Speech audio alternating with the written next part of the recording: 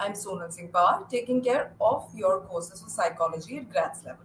Today, we are going to start with a new unit and cover it halfway to understand how education, career, and peer groups are such an important aspect of youth. Do youth really get any sort of impact from education? Is youth getting any benefit from education? Is career orientation, career development, any sort of career choices that they make, will that impact them in their future? Because we need to know after youth comes adulthood. After youth, as a time of struggle, a transition period, comes the adulthood, which is considered to be one of the most stable times of life. We are also going to discuss and give a little bit of introduction of who and what are peers to you and us, to all of us, not only youth but all of us. So let's start with the unit for timelines. What are we going to do today? We are going to understand the objective. There's going to be an introduction of education, career, and peer groups. We are going to talk about macro influences on educational institution. Macro influences talks about influences which are larger than they appear, and their influences on educational institution. Educational institution as a context of identity, which suggests that what all features are there in educational institute which does impact identity. Identity is a huge parameter which was given by Eric Erikson in his psychosocial stages of development. Then we are going to talk about work and career, an important aspect of youth to understand through their orientation. And I'm going to give you today a little bit of introduction to me what are peers, and we're also going to talk about a little as an introduction what is cross sex friendship. That will finish the unit by that. Let's continue and go ahead. So beginning with, what is education and peer groups? Are they the one of the most important aspect? Yes, it is. Why is education paramount? We need to know that with the percentage of 99 and 98% of education to the states down south in India acquires to have one of the most highest employed people too. So we need to know if education is there, the sensibility, employment, lack of less of poverty will be something that we will experience. And youth will stay away from any sort of destructive kind of behaviors that begin at the transitioning stage. So youth will get an opportunity by having a vast spread or a timeline of career line, which is 12 to 15 years of career line, which will allow them to understand the world, which will also allow them to understand that how do they need to deal with the world. And education does become a platform from where you socialize in terms of in small activities like having internships, having interaction with global leaders, having an understanding. Like examples of Man Ki Baat that our Prime Minister does is also some one of the example where youth gets an opportunity to speak and interact with biggest leaders of our country. So yes, it is a platform of socialization. Peer groups are also one of the most important source of socialization in youth. The reason that we can understand that is that the peer grouping is one of those platforms that are alike ages. They are the ones who tell you that we have the same ideology, we have the same experiences as yours, and at the same time, youth also allows you to share their experiences at the same age grade level. So, the kind of emotional, social, physical confusion and struggles that the youth go, peer group is one of that group.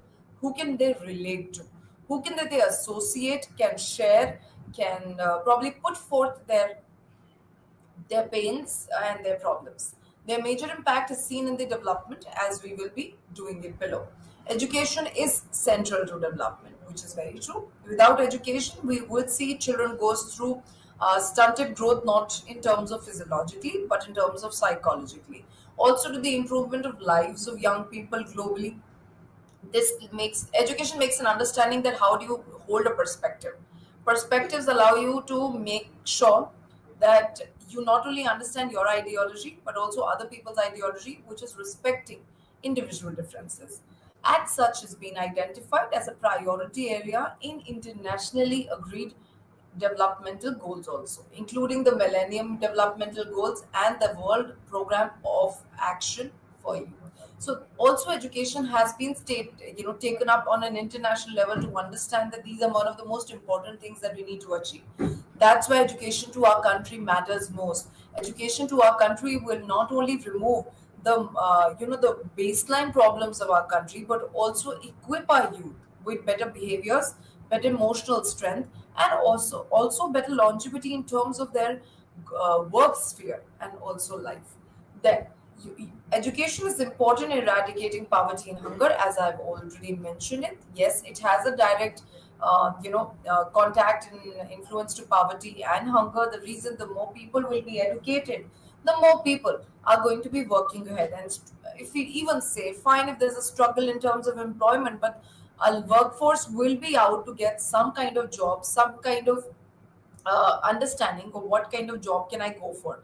If not starting at a very high parameter, we can start at a low parameter job, but something which makes you the force of the country. Also, hunger is taken care in promoting sustained, inclusive, equitable economic growth and sustainable development, which is true. We have so many sustainable goals, which are 17, which needs to be completed by 2026, 27, according to youth program, which has been given by the UN. And this not only allows, lesser of poverty in your own, let's take an example, subsystem, small subsystem, but also at a greater level. Imagine 100 of individuals graduating at a level only as a percentage, and out of those hundreds of individuals, we find that 89% of people are educated. They have done and completed their grads, and some of them have completed only 12, some are above grad levels, but nothing less than your intermediate levels. You will find that out of 89%, that 75 or 70% of them are working. We realize this will impact our economic stability. It will increase the stability of the country. It will not only, allow you to have that growth individually but also globally. There's going to be an increased effort towards education accessibility, quality, affordability as central to global developmental efforts, which is true. To make education happen globally, to make education a forte for our country and a larger number of people educated, we need to know that there need to be more policies, more greater efforts. We need to be a little more stringent. We need to make education accessible to major stream of people, like rural areas, sub-rural areas, lesser rural areas. We need to make it affordable in terms of something that they can, minimally pay, get education along with that free meals.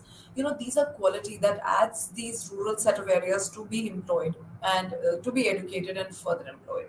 Then, moving ahead, education is paramount in eradicating poverty, hunger, as we've done, and sustain inclusive, equitable economic growth. And this can only be when we make education as one of the most accessible thing. What will happen if we don't have education? Let's just imagine, if we do not have education, what are we running out of?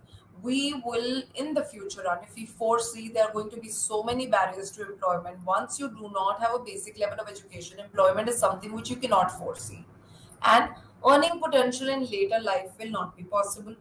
We need to know, larger the number of people are educated, more is the understanding and wisdom of that generation after 20 years, after 3 decades, after 4 decades. We miss that wisdom. We will miss that sensibilities when they even go and transit as adulthood. They are more likely to suffer adverse health outcomes and less likely to participate in decisions that affect them, which is true. The lesser the education, we need to primarily understand that lesser would be the whole, a structural knowledge about the society, the structural knowledge about yourself.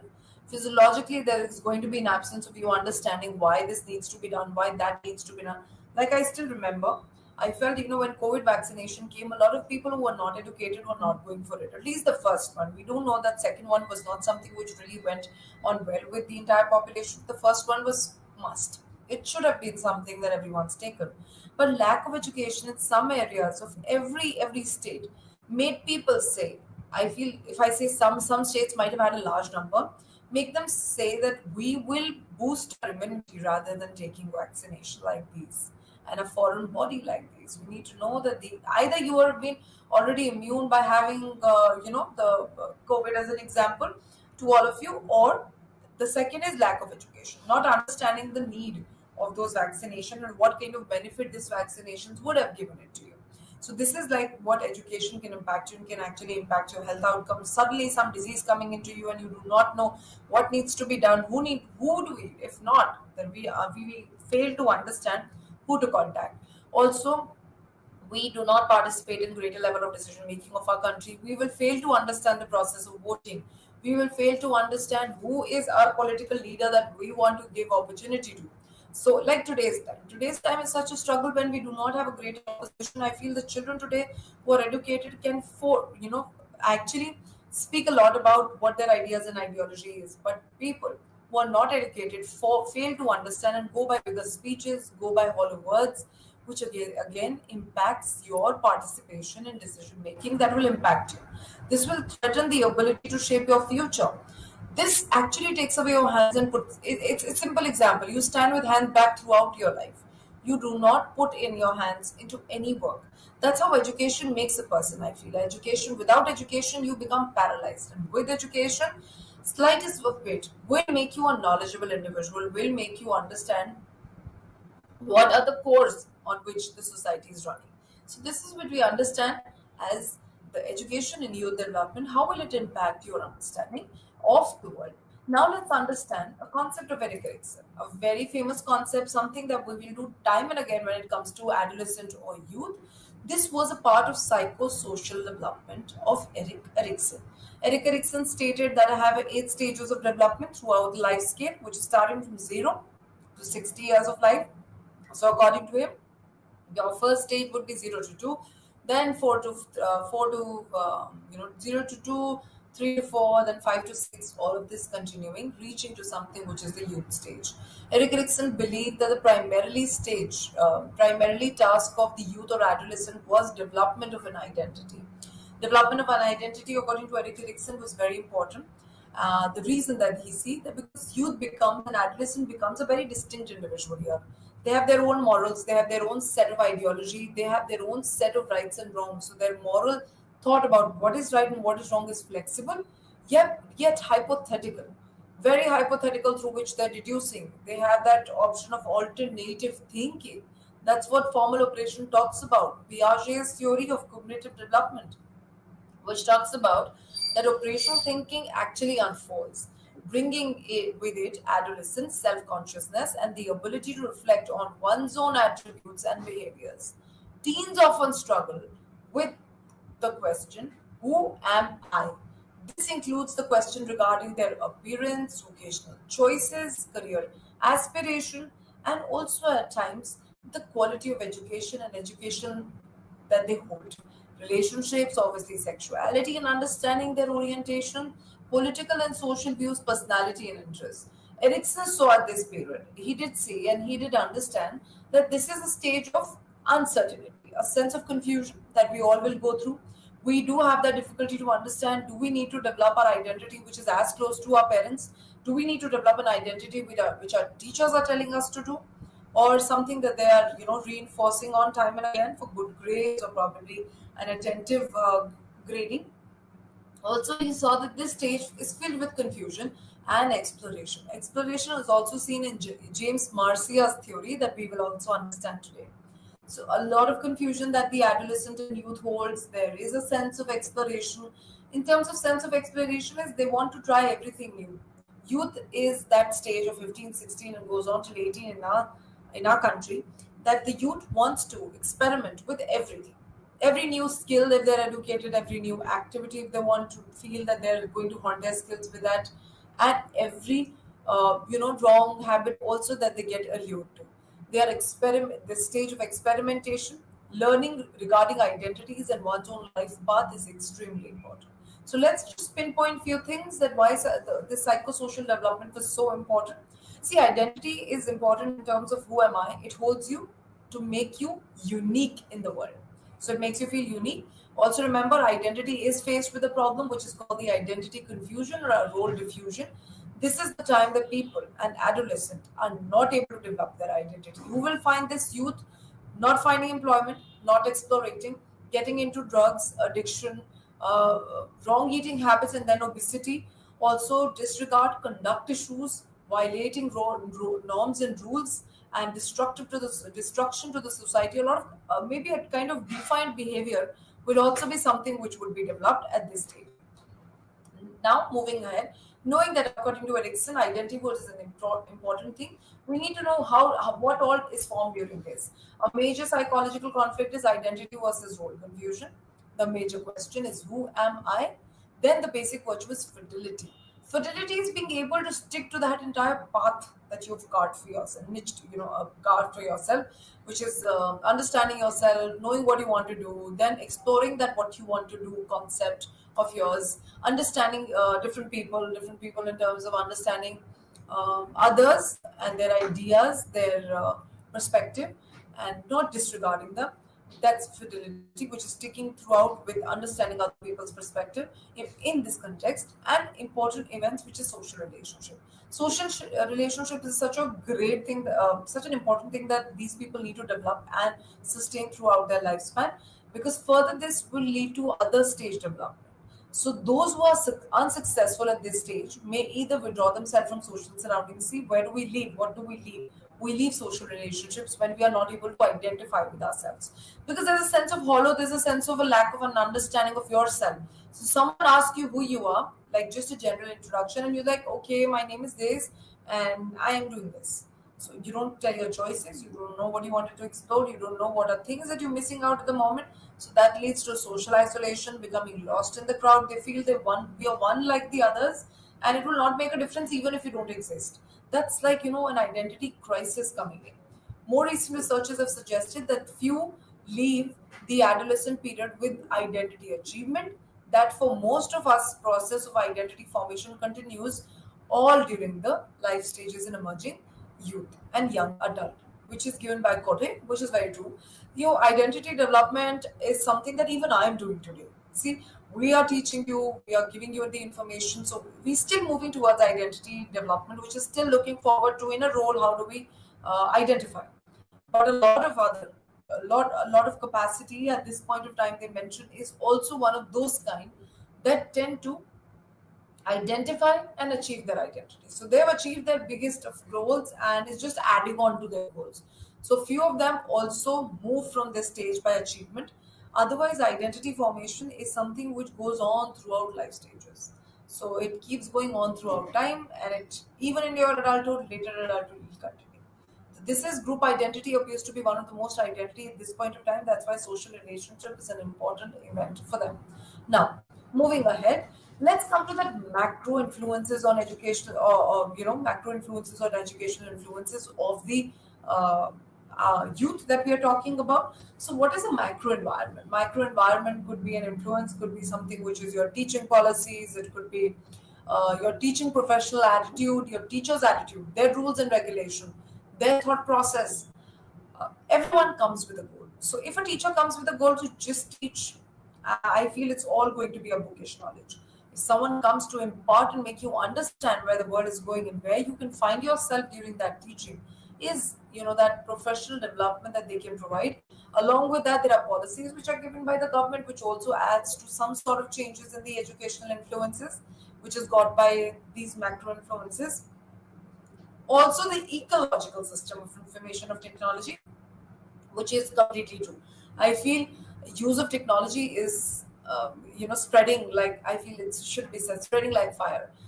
Youth is completely dependent on something which is tech, and the ecological system information technology, which is the way it is placed, the way it is accessible, it is getting affordable for everybody. It's a huge influence in how children are being studied and what the kind of influences. Like pandemic made about online make and made us with online teaching. That's how we have an online teaching, which is such a beautiful way of making children learn their units and understand an entire theory and entire booklet of one topic. So the factors influencing teacher state of survival, it could be policy system also, which will impact them and further impact you. And then there is teacher training. The better the teacher is being trained, the better knowledge it will impact you. The lesser the teacher has, training, they might have a lot of knowledge, but they might not be able to exhibit and demonstrate and preach you or teach you in that pattern. So these are some macro influences. Just to as an introduction, what is the macro influence on educational system could be. So as we stated in the beginning, some policies. So it is political ideologies of people. See, what is ideology? Ideology dictates whether whether institution of learning will be state supported or it's going to be privatized? It is going to be a one-man show? Is it semi-government, held by government policies, or under a society? Whether education will be considered a social or cultural. So, yes, political ideologies and education systems would be to understand the institutional educational policies like what. So, talking about, is the institution state supported? Is the institution social? Or is it cultural? Is it privatized or it's state supported? So speaking of that, the impacts of the right ideology on higher education institution is can be witnessed in various institutes. I still remember as it's directly placed here. I just had a spell student who just passed in IIT and he had an option of choosing between IITs and he went to BHU, which is Banaras Hindu University. Against appointment of so many other professors that state that ultimately there are things which in the university tends to happen, but they hold up their ideology, give up the best, and BHU has been one of the bestest in faculty, not only in IIT but also in commerce. It deals with so much of allegation of interreligion concept, but they deal with it so beautifully by providing that ideology still standing apart, that we give opportunity to all specific things. So there was a matter of two religion that was taken care of. Teaching Sanskrit, the professor had resigned, but lending to the current duties, he made sure that he gave away all the lectures which were important to the student as a faculty. So there was a beautiful example where they stated, despite their interreligion conflict, the teacher made sure that's like the kind of ideology they've been holding, that their teacher quality is so high. He made sure that he completed all his lecture and then went away. So that was one example of political ideology. Then another concept that can impact, major impact could be economics. A typical developed economy will include so many other things which will impact your educational institution. Better the economy, more competent your environment is going to be, the better, cream kids that you sit with and compete with. I'm sure whenever we have an upper grade competition we develop. Whenever we have a lower grade competition, always remember we also deteriorate with the passage of time. So that's something that economy of the country talks about, which is various industry with different competitive advantages and disadvantages in the global market, and the education and training of country's workforce is a major factor in determining how well the country's economy will perform. That's the reason today NCRT and CBSE both collaboratively have been giving so many workshops, so many important topics, so many other important things to develop teachers' understanding about individual differences, about how to cater to needs of specific children, how to understand difficult concepts in their educational system, how to include diversity and still being able to process everything correctly. That's what teacher training and educating the workforce will bring about. And CBSE is holding multifold of workshops for teachers to make them more capable. Capable is your workforce. Always remember, the higher that will move in your levels of academics, the competitive, the as you hold the workforce is capable, the higher it will be operating, the better it will be operating, the more it's going to be competitive. The more competitive is going to be, the kind of advantages will come to the country. We all know the more the children perform better, the better the school results get. Similarly, see, the better the school results of all the schools. Let's take 50% of the school enrolls, and they are at the same time 100% results. Remember, we are moving towards a better economy. So, out of 100 children, if you have 70 of them educated, 70, 75 of them, and they are competitive enough with higher, amazing grades, remember that's what you're adding to your economy. At the same time, nations may try investing training through tax breakups and providing facilities to train trainers, which is very true.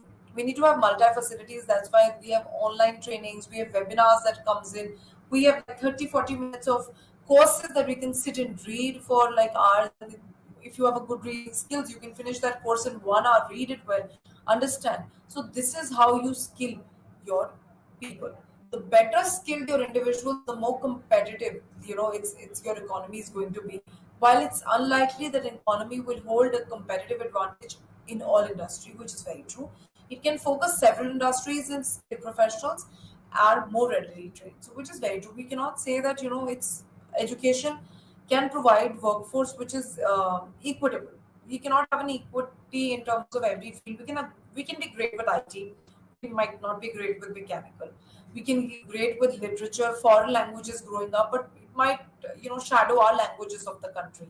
So it does say competitive advantages at the same time cannot come to every aspect that we hold. Now, let's come to the last. The last macro influence on educational institution is diversity. Diversity is what?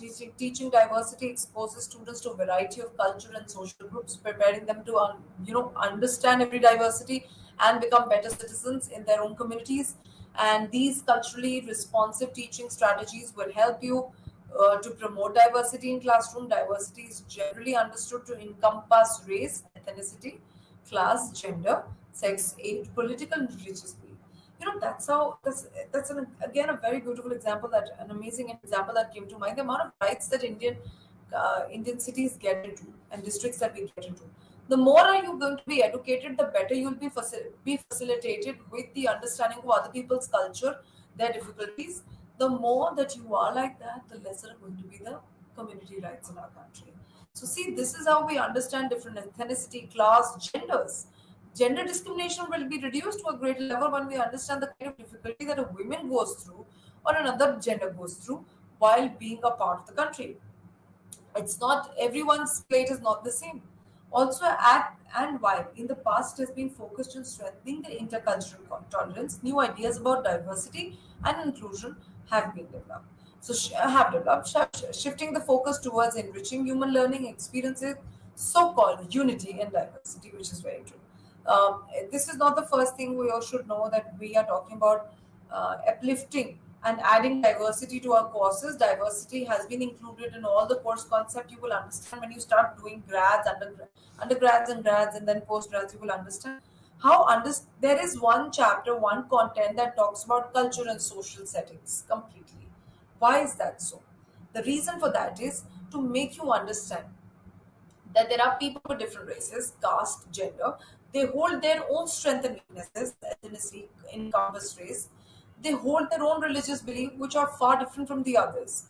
And they need their own space. Apart, it's not, the space does not come in sort of land. I'm just talking about a mental and psychological space to grow in that country. This will allow equal opportunity without biases for gender, races, and classes. And the more that we do it, the more that we enrich that unity and diversity concept. And our teaching, if has all of this, remember, the better it's going to add on to educational institutions. So the more that you add on to these things, the better an educational institute is going to be. This completes with some of the influences. Coming to the last, and we can talk about how education can empower economic development and development. The human capital increasing, obviously women empowerment, which has been given twice, and then social development and reduction of poverty. So did you see, even adding value to your education influences, some macro influences that can massively change your concept of human capital, that will increase women empowerment, will increase the workflows, allow more children to, as a girl child, to come to workforce, not stay at home, add on to the economy, pay taxes, and social development, which is extremely important. Speaking of social development, see, the more that you interact, the more that you engage with people, the more you have an understanding of society. The more that you have an understanding of society, the better is going to be the economic growth and development, and poverty will further be reduced. So this is how we talk about educational institution holds these things as paramount. They talk about unity and diversity in a classroom, which at times which is seen as far fetched, because at times we globally minded teachers forget to include concepts of social development, women empowerment, capital, economics, economy, developing economy, skill forces. Remember, the more it's added, this is how educational institutions, macro influences, will impact the youth and their youth development and identity. This completes with macro influences. Let's move ahead. Now we are going to talk about some educational features that will impact your identity development. So, what are educational features? Now we are more closer to institutes. What do they hold? So, speaking of this, we will come to small portions. You'll realize now we get into more depth of understanding of what these concepts are going to be. So, speaking of some educational features and their concepts that we are going to talk about today, which will almost make us understand how different these concepts are. Educational features, will talk about features in the system. Let's start with the first, which is pedagogy and the learning task. See, what is a pedagogy? It's the teaching method of your teachers in with the spheres which they teach. This is both theory and practice. This is trying to not only tell what are theoretically that they have learned well, that they are passing on to you, but also the kind of practical learning that they provide. I'll give you an example. I noted this when I was also teaching in one of the institute. I realized that a teacher was teaching biology, and then she took it out to the children outside to show them leaves and show them activities and things. So this is exploration. This is the kind of practice that children not only enjoy in your method of teaching, but also gain interest. This goes to other children listens to it. The amount of I feel the amount of attraction that the school and the institute uh, gets because of all of these practices impacts on identity development. How most children would be a part of it, they will feel education is going to be important, not only important but equally going to be interesting. So that's something which we talk about in terms of pedagogy, and it also shapes the educator's belief. Remember, the kind of pedagogy a teacher holds also tells about the kind of belief system that they hold. So the kind of processes they believe that they should be holding to teach people, which is, are they more theoretical? Like there are some teachers who completely go by the books. So you will find them only learning, only practicing the books, only making sure that understand what's there in the book needs to be covered. We do understand that. Yes, CBSE is all about NCRT, but we need to give that glimpse, that visual, sensory, multi-sensory concept to them. Show them videos, give them notes, give them PowerPoint presentations to give that, that boost to your pedagogy. And teachers' belief is also reflected by their concept of pedagogy, which is their method of teaching, which involves understanding of the culture and different styles of learning and improves the teaching quality. Yes, it does. The kind of teachers' method of teaching all not only improves their learning style, their understanding of culture and their understanding of teaching, but also provides variety of learning styles to children. The children can pick up. I probably do not like the theoretical part, but I love the practical. So I listen to the theory, I read it on my own, but I really get myself involved in the practice. So this is how, a teaching method can attract so much in terms of education to the youth. Also, speaking of this, we need to understand that this not only improves the teaching quality, it has furthermore more enhancement. It enhances student participation as learning, as I said. Children get attracted. Children understand that these are something that I need to participate in. I need to be going every day. They become more receptive. We should always remember, the more multisensory the education is, there are multiple ways that the child will involve. You can make them read the text. You can make them um, show a flip class, a beautiful example for people who are willing to go with psychology ahead. You can only not only make children read something, but also tell them to read and explain in their own words, give them their own exemplars, let them understand the topic, provide exemplars, and this allows more participation. So the kind of teaching method that you use will make whatever the kind it is directly proportional how receptive your child is. So if you're allowing a very high interaction process with children, remember they're going to be very interactive. They're going to enjoy this process of teaching and learning. Also, at the same time, the more receptive they are, the more they're going to be involved in teaching classes. You can do flip classes, make them read, make them do projects onto it, which can reflect their ideology in that topic and concept. Also encourages different learning styles. The more elaborate the teaching method is involving practice and theory, the more that you can encourage the different styles of learning getting involved with you, which is, you not only involve something which is analytical but also reflective, not only something which is 1 2 3 4 5 serially, but also something which is reflective, which is creative thinking, which is involving them see the bigger picture. So this is what we understand in terms of encouraging different styles of learning. Also, the main focus is to be given to the outcomes of courses, and these students are free to learn in their own styles. It obviously the kind of pedagogy and the learning task encourages students with special needs also. So we need to understand there are some children with special needs. Special needs are special children, children with some sort of special learning disabilities, and also intellectual disability, and they have their own ways of learning. So we need to empower our pedagogy and our learning styles, which are not only appropriate for one child but appropriate for to multi children. So when we speak about multi children not only includes intellectually disabled but also intellectually bright kids, someone who is gifted. Your pedagogy and your learning task should be something which imparts knowledge and strength to all kinds. I just have this thing in my mind. You should always check a normal probability curve of the society. You will see the curve is always like this. It's a bell-shaped curve. We have people who are very less, and then we have the averages, which are suited to all kind of teaching method, and then we have the bright ones. So your teaching style should be a completely in terms of it should be something which is adapted and required to all of it. Then we should also understand the main focus should be on learning outcomes, which is very true. You should even get the result. Your pedagogy and your learning task should be achieved, it should be completed, and it encourages students with special needs to be a part of mainstream teaching ways and engage with other students, which is true. We need to understand that our teaching should be like that. They not only impart knowledge to all but also suit to different kinds of special needs children, so that you can engage them equally like the others. Clarifies learning objective, which is very true. That's the reason in the beginning of our teaching learning process, there are units that I specify to tell you what are we going to do today. So that's something which we need to do to tell you that what are the objectives, what are we going to learn by the end of it. We will learn how education impacts identity, how institution is impacting identity.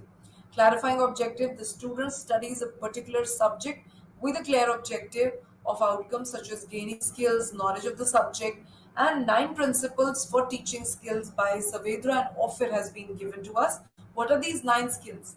These 9 teaching skills is to get the teaching capacity and teaching methods, empowering your pedagogy.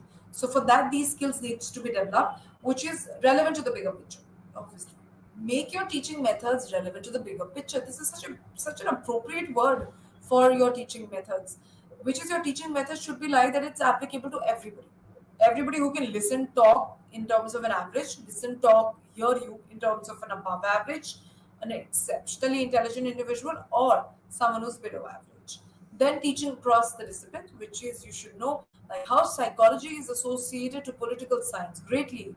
It empowers people with policies, makes you understand individuals of different races, how it is impacted by sociology. Sociology and psychology is so related because that's the study of society where there are people, and we study the human behaviors of these people, which is study of soul and mind of these people.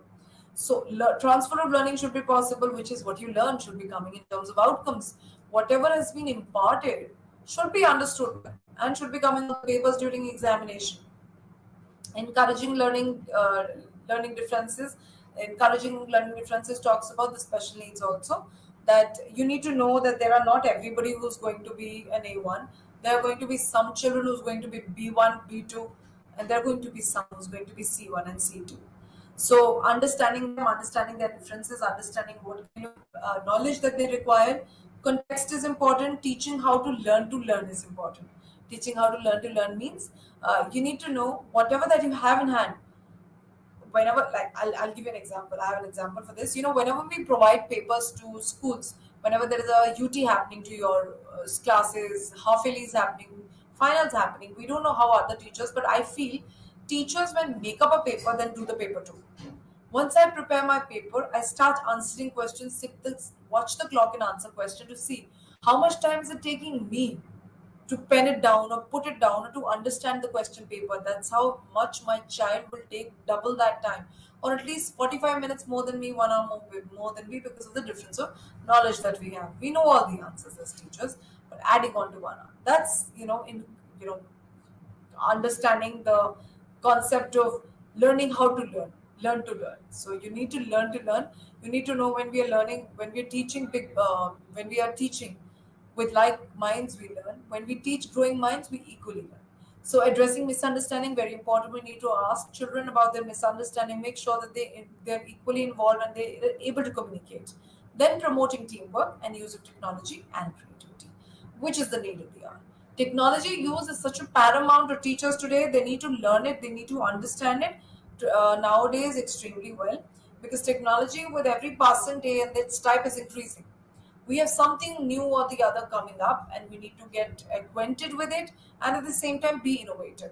Innovation should be added to every individual. Innovation not only supports children, I feel, but also adds a lot of value to their education, because they have beautiful ideas, beautiful ways of doing their own tasks. So this is like a new way of doing. So education, yes, is very analytical, very structured and systematic, but innovation will make it look beautiful. It will make you look different, presentable, and differently put out. So that is something which we talk about as 9 principles, which was given by Saved Noofer, which tells us that how these teaching skills can be imparted. So we need to develop these skills. And for those skills, these are some ways that your teaching can better and your pedagogy and learning tasks can be supported. After this, we have more educational features that we have. This is a set of educational features. We need to remember and understand, create something better, evaluate, analyze. Then there should be autonomy, purpose, and mastery that your pedagogy and teaching method should have.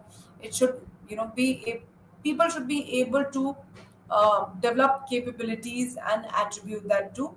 And how this is done? This is done through immersive learning, at time by design, and at time by simple instruction by verbal learning, which is just speaking it out.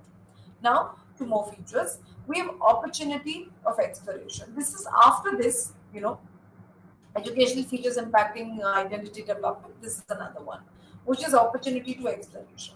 How do we understand this in simple terms? Exploration is the capacity to be, let's take education and then we'll take others. Education, being able to understand what subjects are important, what should I hold on to, what should be my next subject.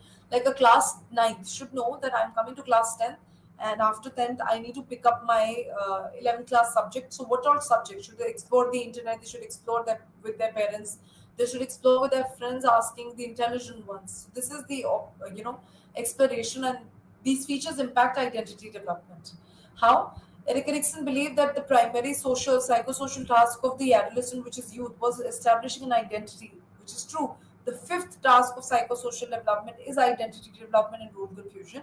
So, when adolescents must work through complexities of finding one's own identity, this stage includes questions regarding their appearances, vocational choices, career aspiration, education, sexuality, political views, personality interests, like we studied before. We should be able to the country and the platform should give us opportunity to not only explore career aspirations but have more vocational choice that we can choose from. We should get a platform to exhibit our personal ideas and political views. That's why schools nowadays and even colleges have model United Nation, which is a model of United Nation, which talks about greater political parties and agendas. So what are we doing? We are giving opportunities to youth to explore. This is an example. Obviously, personality where they get opportunities to exhibit their personality and their interest. Eric Erikson saw this as a period of confusion and experimentation, which is very true. At this time, when we're giving them so much of opportunities to explore, they do get confused. They end up experimenting too much regarding identity in one's life path. During adolescence, we experience psychosocial moratorium. This is an important aspect. We'll study later also. Psychological moratorium was coming from the concept of James Marcia, where teens put on and hold on to commitment to identify by exploring options. So, if we are at the stage of mercy and we're exploring too much, we are completely using opportunities to exploration, which is given by the educational features that we have. Now, I'll elaborate all of this. Environment and support of rationality, relationality. See, the environment of your educational institution also makes a greater impact. Like your pedagogy and your opportunities given by your institution, the environment needs to be healthy. The environment needs to be appreciating individual differences. The environment should be healthy, capable, filled with opportunities, competition. You cannot, today I feel children cannot function in a school which just has a science which PCB, math stream is PCM, humanities, political science, history, geography, sociology.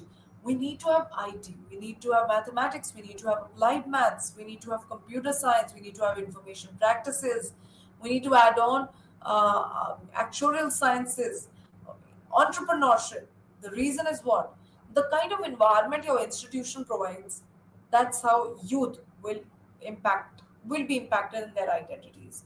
Also, support of relationality. Support of relationality means that the process where these children pass through from one system to the other, which is social to physical to economical or to psychosocial, should be comforted. Should always have one expertise in that, you know, area that can support them through that stages, through that confusion, so that that stage of confusion and uncertainty can be taken care of.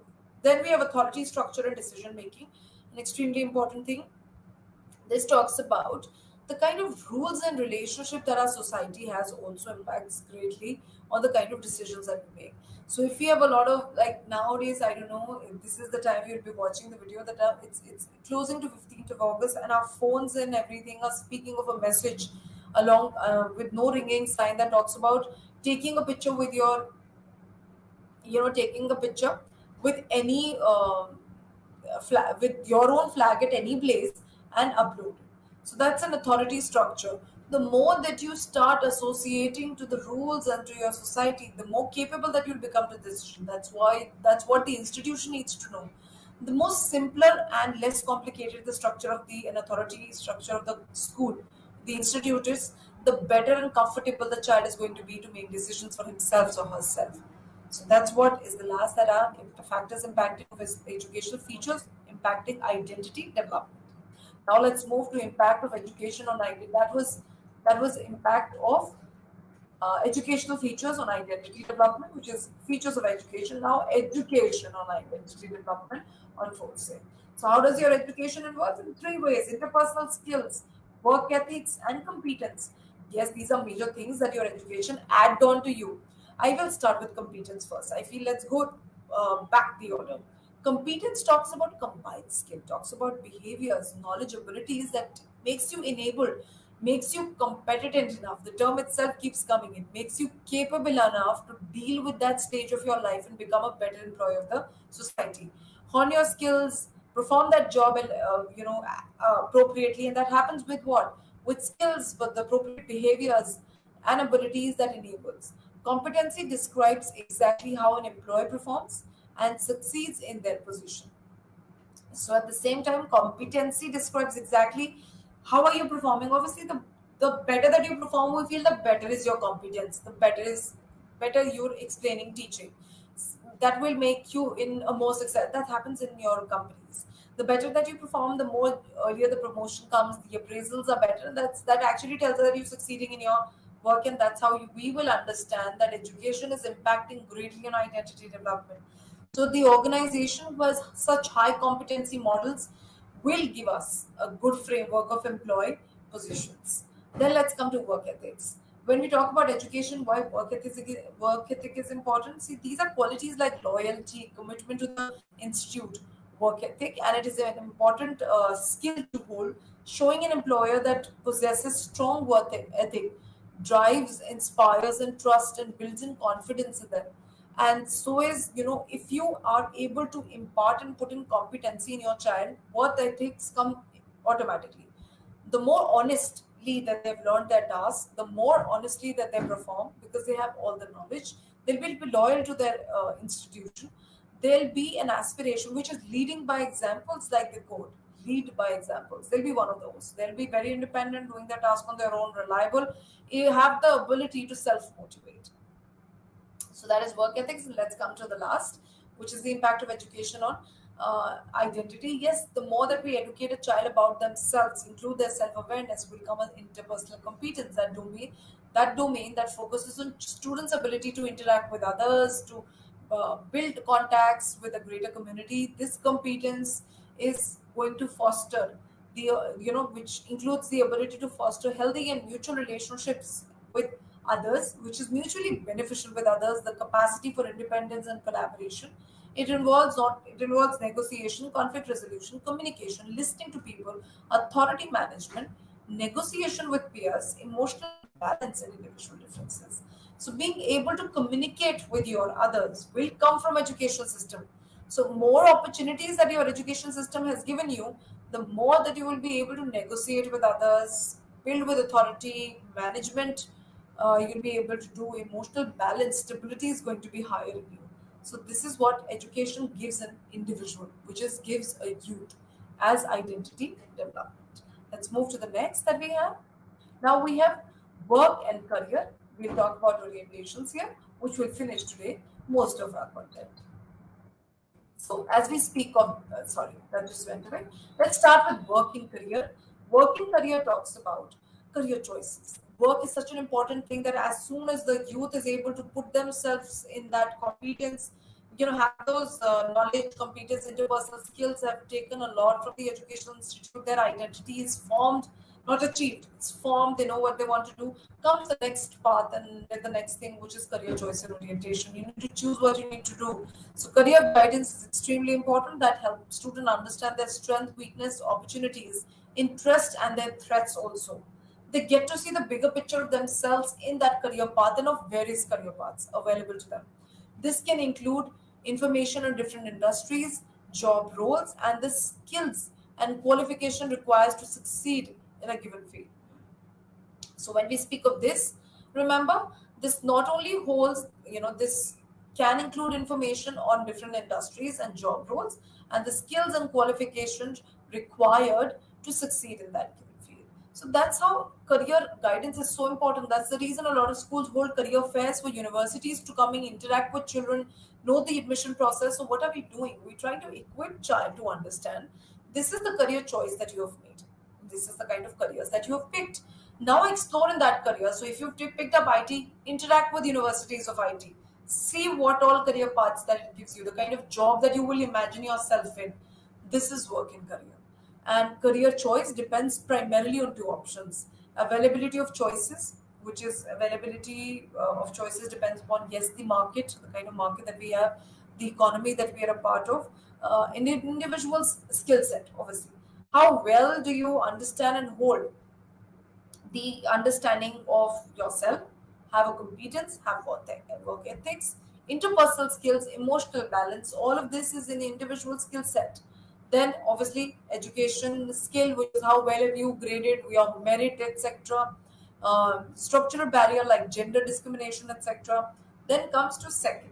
Individuals, what is the second way that you can be influenced in your career choices? Individual preferences, which is true. Apart what is available in the environment, you also have a choice, you have an interest, you have your own personality and your attitude that decides. At times peer pressure is again a huge thing which impacts children to pick up the different kind of subjects that they don't like, but they're taking up maths, or they're taking up accountancy, or they're taking up probably psychology because their friends like it. So this is again peer pressure, the kind of personality they have impacted. Child is very vibrant, writes well, will pick up literature, will thought for picking up literature. Then is gender. Also, conventional stereotypical gender roles have also pressurized, I feel, children today to pick up things according to their genders. So that is something which are two major things. Also, according to an Asian study, they said mostly and widely classification is depending upon whatever that you say the choice. It depends on three things: interpersonal factors, intrinsic motivation, and extrinsic motivation. The above falls into it. The things that we have shown falls into it. So intrinsic motivation is about your internal interest, your peer, your own internal aspects, your own motivation, your own personality. These are internal.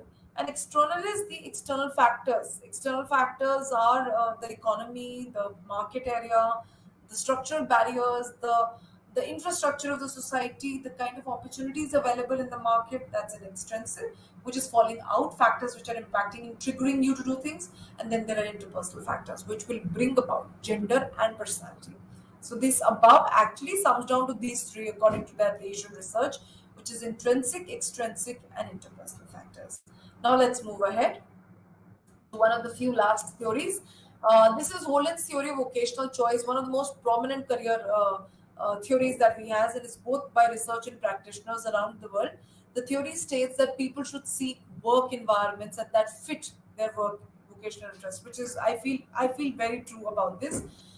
You should pick up a career choice depending upon your interest equivalent to the environment. So if you feel you want to become a psychologist, will you be able to work in a whole soul one room, sitting in one room and teaching people alone? So that in order will satisfy you and make you more successful. The theory process categorization of six types of personality that we are going to do. It was also acronymed as RISE, which is realistic, which was investigative, artistic, social, entrepreneur, enterprising, and conventional, which was a great hexagon graphic that I will show you, which is this beautiful graphic. So let's understand with realistic. Realistic are the doers, the ones which are mechanical ability, prefers to modulate things, do with their hands independently. Solitary workers, wants to work outdoors, very practical and also outspoken and frank. Investigative are thinkers. Realistic were doers, they are thinkers, they are deep thinkers, they analyze, they're good with researches, they reserve analytical independence, scholarly, they're very good with research, providing research to the society, solve, able to hypothetical think also. Then we come to artistic people, which are called the creators. Creators are very artistic, innovative, and always look for something which is out of the box, imaginative, originality, creativity, something expressiveness is their power. Then we come to the S, which is the social, the helper people. Always there for the others, willing to transform other people's life. This can be teachers, this can be counselors, this can be religious leaders, skilled with their work, literary work, people, poets. Also, at the same time, concerned with the welfare of the others. They can hold NGOs, they can work in organization system, enlighten people. So, teachers, counselors, religious leaders, NGO workers, I feel, are a greater part of this. Then we have persuaders, which is the enterprising. Persuaders are people with sales managers, advertising, leader, managers, targets, economic strength. They add value to that. Very outgoing people, very enterprising, like the term, very energetic. This thing, sell me this pen. This, they're one of those. They're one of those. Then we have something which is that is a dialogue from a movie. Then we talk about conventional. Conventional are organizers. Organizers, they are very old age thinkers, traditional thinkers, learning with data. They're very good with clerical work, numerical work, also carrying out things with detail. They have an eye for detail also. They love working in proper structured pattern. They're good with clerical job. So this was one of the best theories of vocation, which tells us fit yourself in an environment where your interest fits in. So it's a lock and key method, a complete lock and key method. This completes with that. Now we come to one of the last things that we have, which is workplace identity. One of the last things that we need to understand today is that what is workplace and identity, and we close our thing here today. Work, and we start with a very interesting topic, which is going to be peers. So when we talk about identity development, what is workplace identity of this youth, and how workplace identity in relationship is important? Workplace identity is a multi-layered concept, multi-dimensional phenomena that describes one's self-concept and understanding in terms of his or own work role. So who you are as per the work role that you identify and hold, the role that you don by the individual in their organization is very profound, very alluring, very attractive to them. That's why they perform with their own wit over there. This could vary drastically from individual to individual, ultimately forming the kind of work identity that you have, which is unique to yourself. It also is, it could emanate from different facets, including but not limiting to professional identification, job identification, and work role team, etc. So your workplace identity can be job identification, it could be workplace roles, it could be a team role, etc. It is extremely paramount. We need to know workplace identity is very important. We usually feel that workplace identity does not exist today. But for youth, identity being formed once, they will, if they're able to form that. Workplace identity will also be formed at their place. So it is also related to a host of work-based constructs like positive influence, learning, the kind of values that you hold, group identification, commitment, teamwork, leaders, etc. Also, there are great individual differences. Remember, it could be the same organization, but different kind of people working differently. So it's a very multi-layered and multi-dimensional, which involves your awareness to yourself, your concept, your esteem being labeled there, etc. Then relationship, it's extremely important to hold up greater relationship with your workplace people, which is workplace relationship defined as an interpersonal relationship that you have with them. It impacts positively if you have a good workplace relationship, there's going to be good moral, good interaction, good teamwork, and a greater output. This completes with something that we save today's ideas of